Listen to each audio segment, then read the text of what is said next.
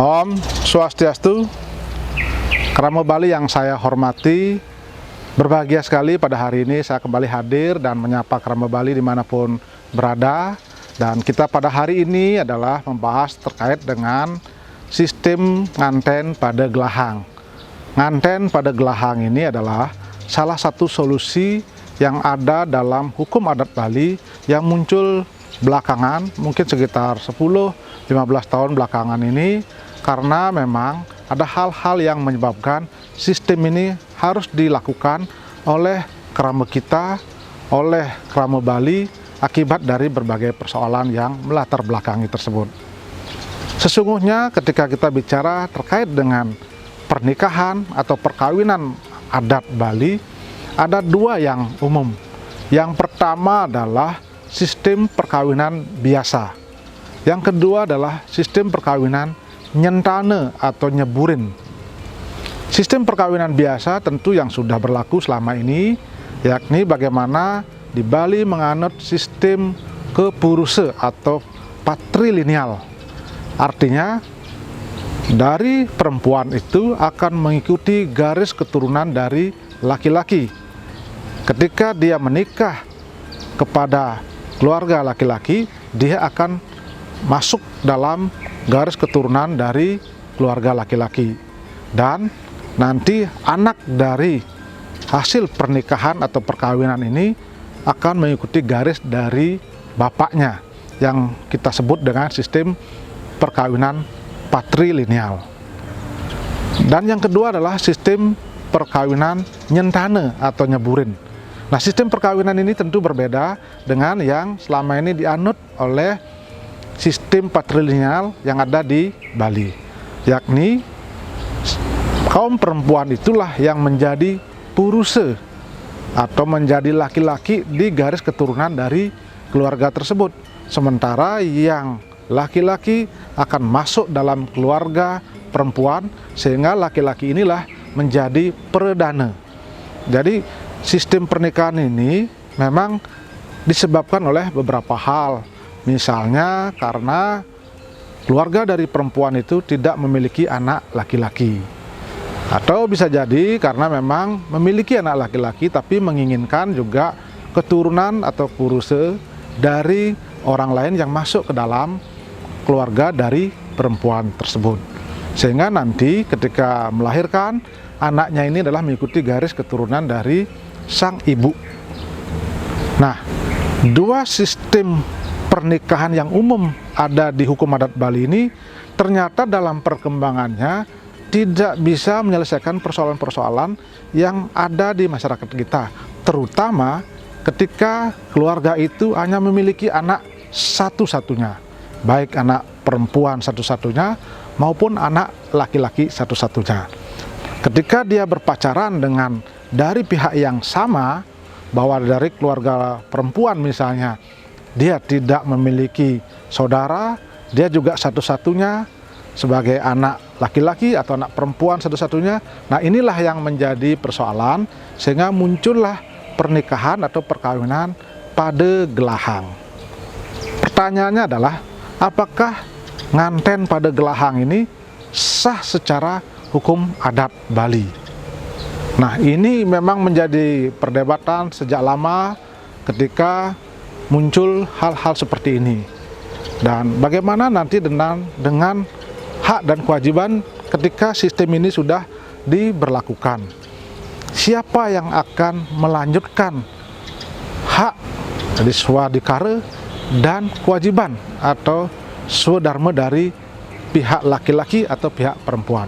Nah, inilah salah satu solusi yang coba dibahas, dan dari penelitian yang diadakan sejak tahun 2008 oleh waktu itu Perhimpunan Dosen Hukum Adat di Bali, dilakukan penelitian apakah ada nganten sistem pada gelahang tersebut, dan ternyata ditemukan laporan sekitar 28 pasangan yang ada di Bali.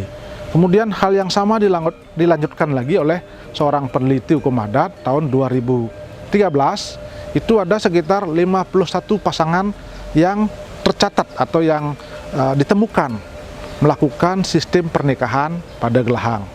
Kemudian data dari 2015 oleh salah satu lembaga kajian hukum di Universitas Udayana ini juga menemukan sekitar 70 lebih pasangan yang melakukan nganten pada gelahang. Nah, itu artinya setiap tahun sesungguhnya sistem nganten pada gelahang ini meningkat di Bali. Karena apa? Karena kita tahu, karena persoalan-persoalan yang muncul itu tadi, bagaimana di keluarga perempuan, di keluarga laki-laki hanya memiliki satu anak saja. Dan ini mereka kadang-kadang kan sudah lama berpacaran, kemudian sudah menjalin hubungan yang baik dan memang tidak bisa dipisahkan dan harus menikah. Nah, inilah yang kemudian muncul sistem nganten pada gelahang tersebut, dan muaranya adalah hal ini ternyata diakomodir oleh hukum adat kita. Dalam Pesamuan Agung Parisade Hindu Dharma tahun 2009 itu dinyatakan sistem nganten pada gelahang ini bisa dilakukan di Bali dalam sistem hukum adat Bali. Hal yang sama juga dilakukan oleh Majelis Desa Adat Provinsi Bali yang dulu namanya MUDP, Majelis Utama Desa Pekraman. Dalam Pesamuan Agung yang ketiga tahun 2010 juga menyatakan bahwa alternatif untuk menyelesaikan sistem pernikahan yang seperti ini dilakukan dengan cara nganten pada gelahang. Dan hal itu menjadi dasar hukum khususnya di Bali untuk mengakui sistem nganten pada gelahang. Bahkan sebetulnya yang paling tegas sekali ketika tahun 2010-an itu ada putusan Mahkamah Agung terkait dengan adanya pernikahan nganten pada gelahang ini. Waktu itu ada keluarga yang menggugat persoalan ini dan diputuskan oleh Mahkamah Agung bahwa suami dan istri bisa menjadi puruse, menjadi laki-laki, dan itu berlaku untuk di Bali. Kemudian putusan itu juga diperkuat lagi dengan adanya putusan peninjauan kembali oleh Mahkamah Agung tahun 2013 terkait dengan kasus ini juga.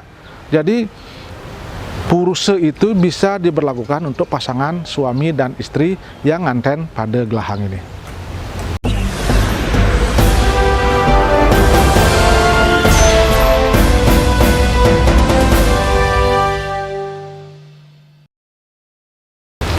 Krama Bali yang saya hormati, kita kembali bicara soal sistem nganten pada gelahang. Nah, tadi kita sudah bicara berkaitan dengan nganten pada gelahang ini kenapa dilakukan di Bali dan bagaimana terkait dengan dasar hukumnya, bagaimana juga pengakuan masyarakat khususnya sistem hukum adat yang ada di Bali, apakah itu sah atau tidak. Dan dari paparan tadi sudah dinyatakan bahwa sesungguhnya nganten pada gelahang ini sah secara hukum adat Bali, bahkan melalui keputusan Mahkamah Agung seperti itu. Nah, sekarang sesungguhnya adalah ketika kita bicara nganten pada gelahang, sesungguhnya apa sih tujuan dari pernikahan itu? Tentu pernikahan atau perkawinan itu tujuannya adalah menemukan kesejahteraan dan kebahagiaan yang kita sebut dengan nemu bahagia kanti rewekasan. Nah, itu jadi kita bagaimana bisa bahagia selamanya antara pasangan suami dan istri. Sesungguhnya asas yang patut kita pegang ketika melakukan pernikahan atau nganten pada gelahang itu adalah yang pertama adalah paksa atau paksa. Kenapa kita nganten pada gelahang? Karena kita terpaksa, situasinya memang memaksa kita untuk menganten seperti itu. Artinya di sini mungkin di keluarga laki-laki dia hanya anak tunggal. Kemudian di keluarga perempuan ini adalah anak tunggal. Dengan demikian dia dipaksa untuk menikah karena memang sudah menjalin hubungan asmara yang sangat lama, sangat baik, dan bahkan keluarganya juga sudah sangat akur, sudah sangat terjalin komunikasi yang baik. Bagaimana ini jangan sampai terpisahkan hanya gara-gara sistem yang menyebabkan kita menjadi tidak bisa menghargai rasa cinta dari kedua calon mempelai. Dan kalau kita bicara soal paksa, ya memang karena dipaksa oleh keadaan. Yang kedua asasnya adalah sistem nganten pada gelahang, lasye. Lasye itu artinya kita ikhlas, kita siap bahwa antara keluarga laki dan keluarga perempuan siap untuk melakukan pernikahan dengan cara seperti itu, ya. Yang ketiga adalah satya. Satya itu artinya kita setia dengan komitmen ketika kita melakukan pernikahan nganten pada gelahang tersebut. Karena ketika kita bicara nganten pada gelahang, tentu ada tanggung jawab yang harus dilakukan oleh keluarga ini nantinya. Apa tanggung jawab kita sebagai keluarga di Bali? Secara umum ada dua tanggung jawab kita ketika kita melakukan pernikahan atau perkawinan. Pertama adalah tanggung jawab dalam keluarga, yang kedua adalah tanggung jawab terhadap masyarakat. Tanggung jawab terhadap keluarga tentu kita harus memberikan kebahagiaan kepada suami atau istri, kepada orang tua, kepada keluarga lebih besar misalnya di Dadil, di Merajan, sehingga di situ akan ada hak dan kewajiban. Yang kedua adalah tanggung jawab kepada masyarakat. Kita di Bali ini masuk dalam kondisi mekrame, mebraya. Karena ketika kita sudah menikah tentu kita harus masuk dalam keluarga di Banyar atau di desa adat. Ini tentu ada tanggung jawabnya. Tanggung jawab secara keluarga, tanggung jawab secara masyarakat atau sosial. Nah, apa hal-hal yang menjadi beban atau tanggungan kita ketika kita sudah resmi melakukan pernikahan? Hal yang sama juga terjadi untuk nganten pada gelahang. Yang pertama adalah tanggung jawab di bidang parahiangan yang disebut dengan trihitekarana. Jadi tanggung jawab parahiangan ini tentu ada hal-hal yang menyangkut tentang keyakinan, kepercayaan kepada Ida Sang Hyang Widi, kepada leluhur kita, sehingga nanti menjadi persoalan ketika ini keluarga ini tidak ada kesepakatan bagaimana siapa yang akan melanjutkan tegenan atau ayahan di keluarga tersebut.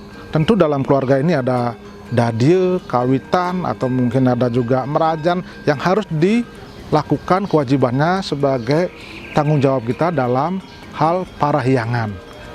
Yang kedua adalah tanggung jawab pawongan. Tanggung jawab pawongan ini adalah berkaitan dengan kita komunikasi, tanggung jawab kita kepada masyarakat, kepada sesama, kepada sekitar, kepada keluarga, kepada nyamu dan sebagainya. Yang ketiga adalah dalam hal kewajiban kita di bidang palemahan. Ketika kita bicara soal palemahan, tentu kita bicara soal lingkungan. Di desa adat misalnya, siapa yang harus melakukan kewajiban di desa adat. Nah, lalu bagaimana ketika sudah melakukan nganten pada gelahang? Di beberapa tempat, di beberapa desa berbeda-beda namanya, ya. Ada nganten pada gelahang, ada negen dadue, ada namanya maumah dadue, ada juga mekaro lemah. Banyak sekali sistem dan istilah yang ada di situ. Tapi pada intinya adalah kewajiban itu ditanggung bersama-sama. Jadi ketika ada kegiatan upacara adat misalnya, kalau kita bicara soal tanggung jawab kepada masyarakat adat, jadi nanti di keluarga perempuan dialah yang berlaku sebagai puruse. Demikian juga sebaliknya, ketika berada di keluarga laki, dialah yang bertanggung jawab sebagai puruse. Sehingga ini semua tanggung jawab ini adalah kesepakatan bersama, ya. Misalnya di situ ketika galungan atau ketika upacara-upacara besar yang harus kita hadir, kita harus melaksanakan kewajiban, nanti di situ mereka melakukan kewajibannya. Kemudian juga sebaliknya di keluarga yang diajak menikah tersebut. Jadi ini adalah kewajiban kita secara bersama-sama. Nah, lalu bagaimana dengan keturunan anak-anaknya? Nah, ini kembali kepada kesepakatan, ya. Karena memang sistem ini tentu tidak baku sekali ketika menjadi keputusan yang sudah diambil. Siapa tahu nanti ketika dia punya anak, kemudian anaknya dalam hal melaksanakan kewajiban dibagi, mungkin anaknya lagi satu melaksanakan kewajiban sebagai penerus dari keluarga laki-laki, demikian juga anak yang lagi satu misalnya melakukan kewajiban dari anak yang perempuan dari ibunya misalnya. Ini mereka hanya faktor kesepakatan. Sejak awal sesungguhnya harus ada kesepakatan agar hal-hal yang tidak kita harapkan terjadi di masa-masa setelah melakukan sistem pernikahan pada gelahang tersebut.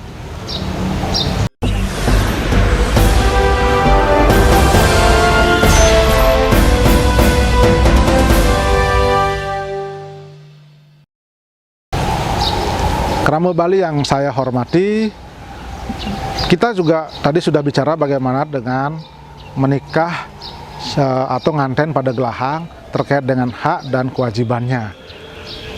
Kalau kita bicara nganten pada gelahang, tentu kalau hasil dari penelitian beberapa pakar hukum, beberapa tokoh adat yang ada di Bali, memang sistem ini tidak banyak yang mau mengungkapkan atau mau mempublikasikan atau menyampaikan kepada masyarakat, karena memang hal ini memang belum menjadi hal yang dianggap lazim atau lumrah.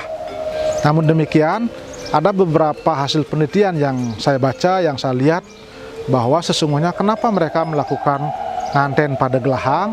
Yang pertama tadi karena berkaitan dengan hak dan kewajiban. Jadi hak adalah swadikara, kemudian kewajiban adalah swadharmanya.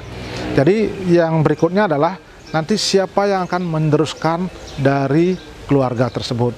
Umumnya ketika kita bicara nganten pada gelahang, dilatar belakangi oleh kekhawatiran munculnya tidak ada yang melanjutkan generasi tersebut atau disebut dengan putung. Jadi jangan sampai nanti di keluarga itu akan terjadi putung. Atau yang kedua bisa jadi karena ketika misalnya nanti orang tuanya sudah kondisinya mungkin tidak memungkinkan lagi melaksanakan kewajibannya sebagai manusia, sebagai tenaga produktif sebagainya, tentu dia memerlukan orang yang bisa merawat.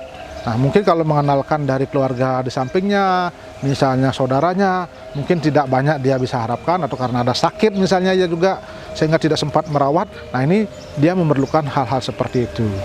Lalu pertanyaannya, apakah kalau kondisinya demikian, patut kita lakukan di Bali? Kalau secara hukum adat Bali, itu memang secara umum, secara hukum adalah sah. Nah, sekarang adalah bagaimana pertimbangan dari masing-masing keluarga. Karena kita tahu tidak saja di internal keluarga kita harus meyakinkan masing-masing pihak untuk melaksanakan sistem nganten pada gelahang ini, tetapi juga kita harus mampu memberikan pemahaman, memberikan kesamaan persepsi dengan prajuru desa adat misalnya, atau mungkin dengan instansi-instansi terkait yang akan berhubungan dengan sistem pernikahan kita. Saat ini kan memang belum ada persamaan persepsi ya, sehingga kadang-kadang di tingkat prajuru mengalami kesulitan ketika melakukan pendataan. Misalnya kalau seorang perempuan harus nganten pada gelahang, itu bagaimana statusnya di desa adat? Apakah yang perempuan itu masuk mekrame adat di situ? Sesungguhnya itu yang mungkin sering terjadi perdebatan, sering terjadi diskusi, tapi dengan nganten pada gelahang ini sesungguhnya kita harus sama-sama memahami bahwa itu sah secara hukum. Dan kalau nganten pada gelahang, biasanya prosesi pernikahan atau upacara mekerap kambe atau biakaunan sebagainya dilakukan di dua tempat. Kalau sistem perkawinan yang menganut patrilineal seperti biasa yang ada di Bali, kan tentu di sistem upacaranya atau prosesi upacaranya dilakukan di rumah laki-laki. Nah, sekarang ini berbeda. Kalau nganten pada gelahang, itu pertama dilakukan di rumah laki-laki, yang kedua adalah di rumah perempuan. Jadi dua kali melakukan upacara seperti itu ya. Tapi ini adalah tergantung dari kesepakatan. Yang terpenting adalah kita harus memahami bahwa sistem kekerabatan di Indonesia dalam hal pernikahan itu ada 3 garis besarnya. Yang pertama adalah sistem patrilineal. Patrilineal ini yang sering kita lakukan dan kita umum temui di Bali, yakni bagaimana garis keturunan itu mengarah kepada bapak. Jadi anaknya akan mengikuti garis keturunan dari bapaknya. Yang kedua adalah sistem matrilineal. Sistem matrilineal ini adalah sistem yang menganut pada garis keturunan dari ibu. Jadi ini ketika dia melahirkan anak, anaknya itu akan masuk dalam keluarga atau silsilah dari ibu-ibu tersebut. Ini beberapa daerah di Indonesia ada memperlakukan seperti ini, misalnya di Minangkabau dan juga beberapa daerah lain. Yang ketiga adalah sistem parental. Parental ini artinya sistem yang membuat garis keturunan itu mengikuti arah ibu atau arah bapak. Jadi dua-duanya dia mengikuti. Jadi ini namanya sistem kebapaan dan keibuan. Jadi ini yang mungkin berlaku di beberapa daerah di kita yang secara nasional, misalnya di Jawa, Kalimantan dan sebagainya. Ini adalah sistem yang umum. Nah, kalau di Bali sendiri adalah menganut sistem yang disebut dengan patrilineal. Nah, dari dua sistem pernikahan yang umum di Bali, yakni sistem pernikahan umum, sistem pernikahan nyeburin atau nyentane, ada sekarang sistem kanten pada gelahang. Dan ini memang kemungkinan akan terus bertambah, namun demikian tentu agak mengalami kesulitan karena memang ketika dilakukan penelitian misalnya, ketika dilakukan penggalian informasi, memang tidak semua mau terbuka terkait dengan hal ini. Tapi muaranya adalah semua melaksanakan kewajiban dan pada intinya bagaimana menemukan kebahagiaan untuk selamanya. Jadi bagaimana tujuan dari pernikahan itu bisa tercapai dengan baik, yakni nemu bahagia kanthi riwe kasan. Demikian hal yang bisa saya sampaikan. Terima kasih. Apabila ada hal yang kurang berkenan, saya mohon maaf dan saya akhiri dengan para Santi. Om Santi Santi Santi Om.